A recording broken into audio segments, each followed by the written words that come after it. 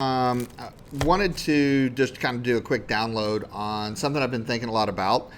And that is like, what is the difference between a winner and a loser? And what I mean by that is not like you're making fun of someone saying loser, but really someone that is always able to find happiness, fulfillment, growth, um, and they're always seeming to be landing on their feet. Have you ever heard that? Like people talk about, they always land on their feet.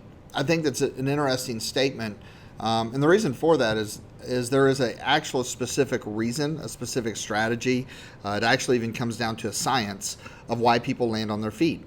Because I think in life, we all go through the same obstacles, the same trials and tribulations, all at a different level, right?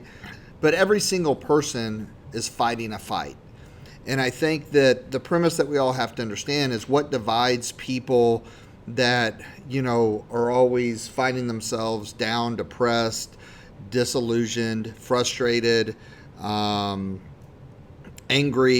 and what divides them from the people that seem to always be moving forward, happy, making things happen. It doesn't mean that that person that's happy doesn't have unhappy times. But it's just a rule of thumb. It's a metaphor. Like, what makes winners win and losers lose? Why was Michael Jordan the greatest basketball player to ever walk the planet? And, it comes down to one thing. And I think that, it's based on your worldview of your own interpersonal relationship with yourself, right? I think that it comes down to one word.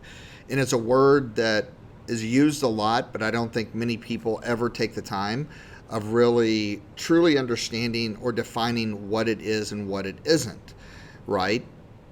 And that word is mindset. Mindset isn't something, mindset is everything. Mindset, you could say from a scientific perspective, is the psychology of success. And the reality of it is that based on your mindset, based on the way that you talk to yourself, based on your interpersonal relationship, it's going to determine a lot of times the actions that you take in the person that you become.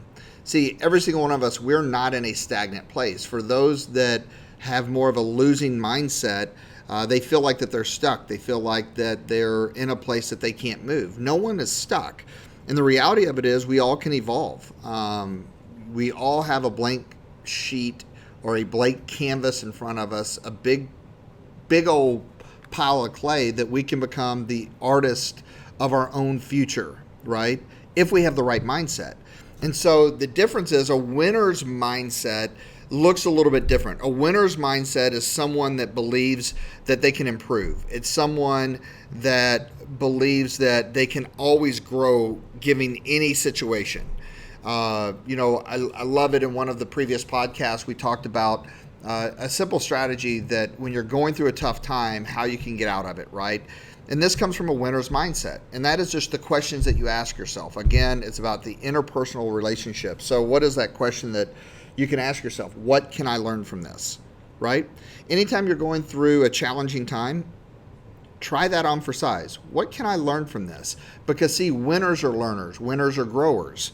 Winners aren't stuck. They're not fixed. And they don't globalize anything because they understand that their mindset is going to produce the results that they get in their future.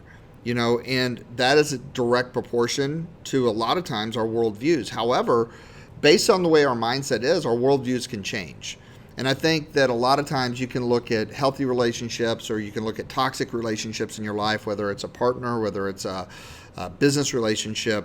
I think a lot of times in life, as we get older, some people continue to grow, and growth to me is the true definition of a winner's mindset, where others, they stop growing and they stop losing perspective. And when someone starts losing perspective or they have a loser's mindset, instead of stepping up and growing into something and consistently growing, they try to pull others down with them because they're too afraid of being alone. So I think that, there's a lot to be said about individuals that are willing to, go through the trials and the tribulations and the way that they view those, right? So some people are more intelligent, they're more adventuresome, they're more thoughtful than others. And I think that comes down to their mindset, and I think for years, experts attributed to these differences based on two things, like an individual's combination of environment, psychology, and genetic makeup. However, I believe that there are other factors that determine, individuals, someone's characteristics or their traits. And I think that it's stemmed from their mindset. Is it a winning mindset or is it a losing mindset? And that is the view that you adopt for yourself.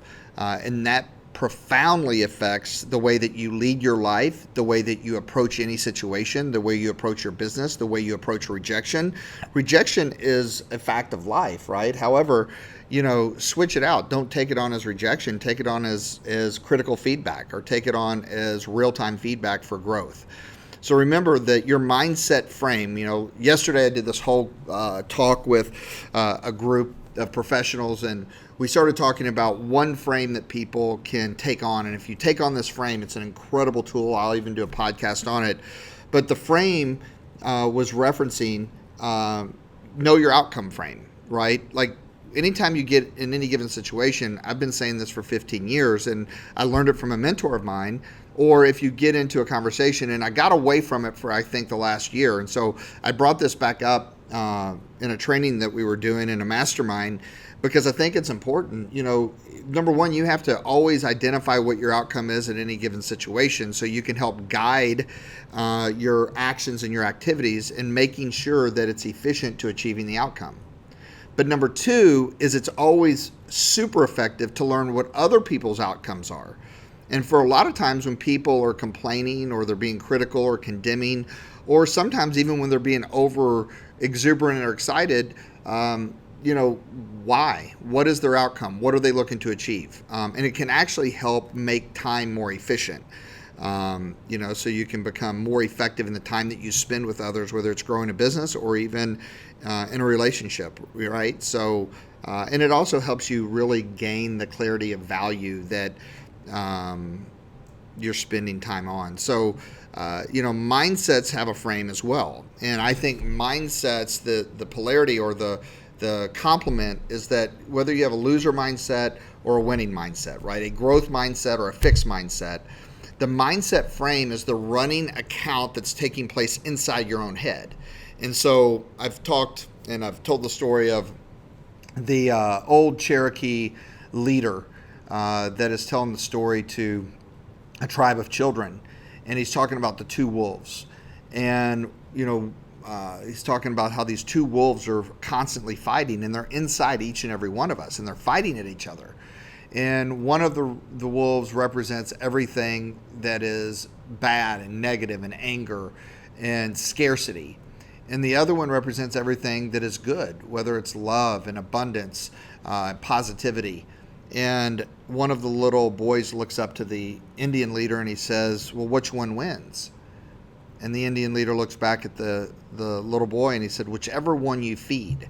See, that is your mindset at work, right? So your mindset frame is the running account that takes place inside your head, right? And so to show the differences between like a growth mindset or a leader's mindset, a true leader's mindset, a winner's mindset, one could say that the difference would be when facing a situation, that might not be the best situation in the world, a winner would look at that situation and say, how can I get better? How can I work harder? How can I do more? Where a loser's mindset would say, immediately go into the drama triangle, which we've talked about before from the book, The Coaching Habit. And The Coaching Habit talks about the drama triangle, which, a fixed mindset or a loser's mindset, they immediately go to blaming, shaming, and justifying what's ever happening. And let me tell you this, once you become aware of this within your own head, it's hard to ever go back, right? So I want you just to know that the impact of your mindset isn't something, it's everything. And people with a loser's mindset seem to take each failure personally. And the difference is they interpret that and they spin it to fit a narrative, right, that justifies them.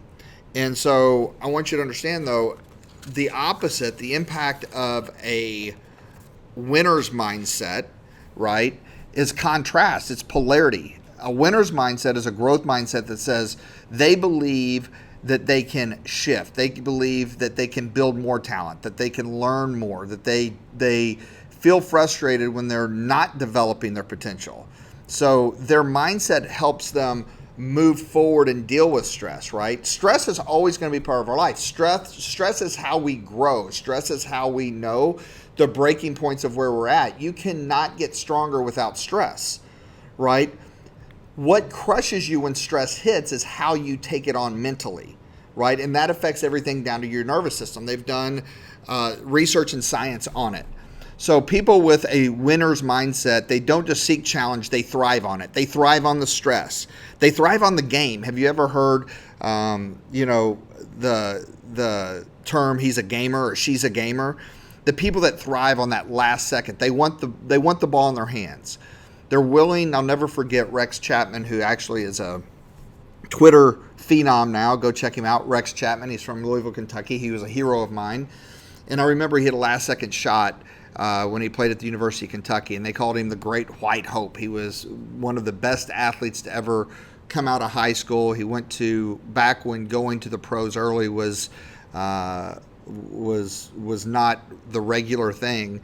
After sophomore year, he went on to play in the pros. But now he's a Twitter phenom.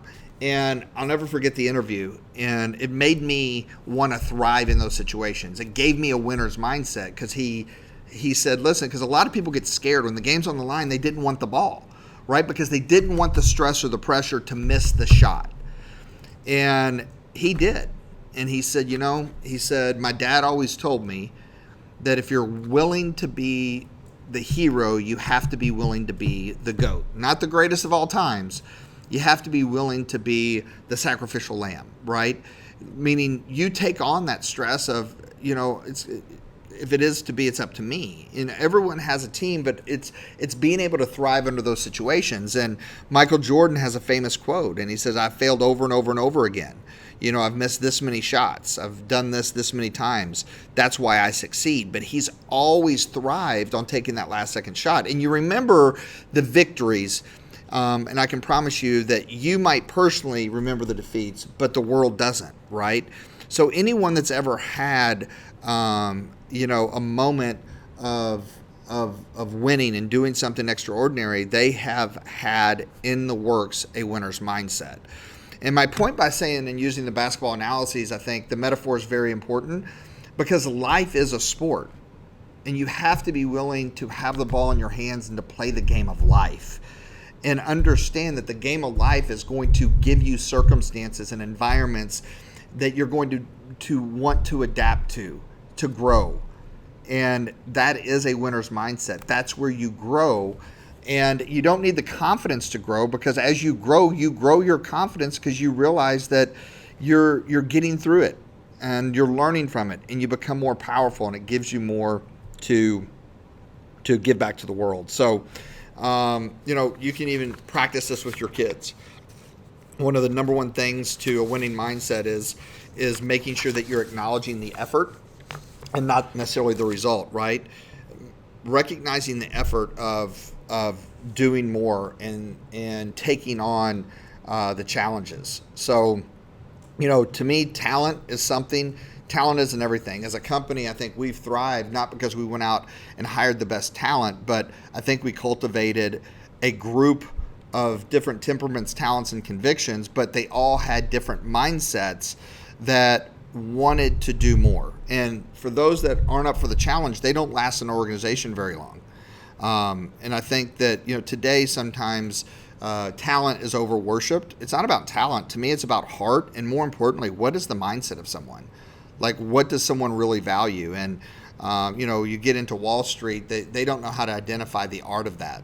And I think that the companies that are going to thrive in the next 5 or 10 years are the companies and the groups and the organizations and the communities that are able to understand that it is about the mindset. It's about the buy-in. It's about the challenge. It's about not blaming, shaming, or justifying. It's about for a cliche term, all for one and one for all, but it's about the challenge of doing something that's never been done, right? And if someone has a losing mindset, their ideal is it has to be perfect. It has to be perfectly compatible. It has to be ideal. It has to be a great situation. And, that's just not, to me, what life is about or what business is about. So make yourself today. Don't become judgmental on yourself. Remember that the mistakes that you concern yourself about, don't judge yourself over them. They're part of the process. And I know that we hear that whole term, part of the process, over and over and over again. But don't fall into the loser allows his mindset to defeat him, right? Because he becomes self-conscious and she becomes anxious based on the judgment that other people have given them, right? Or they're wanting to do something based on the way that they think the world wants them to do it. It's okay to be yourself, right? There's only one of you. Give yourself permission to be yourself and to grow into it and design yourself, program yourself. And so, Malcolm Gladwell, who I think is one of the most profound authors, I just love his stuff. He's always suggested that as a society that we value natural, effortless accomplishment over achievement through effort. And that is what is shifting, I think, in the world. And we have to shift our perspective. We should value overachievement through effort over, I think, effortless accomplishment, right?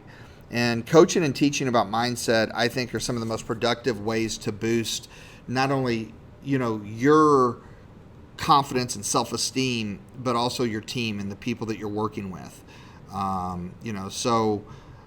With that being said, hope you guys take on a winning mindset. We can do a lot more on this. I think it's just really, really great. And there's a lot of different tools, right? And I think that's part of learning, yourself is, learning what makes you tick and the buttons, and just make sure you're always checking yourself with that one key question. That key question is, what can I learn from this? Always be in a learning mode, because growth mindset is a winning mindset, right? Don't become stuck. A stuck mindset is a losing mindset or a fixed mindset. So with that being said, hope everyone enjoys it. You guys keep proving it every single day. Talk to you soon.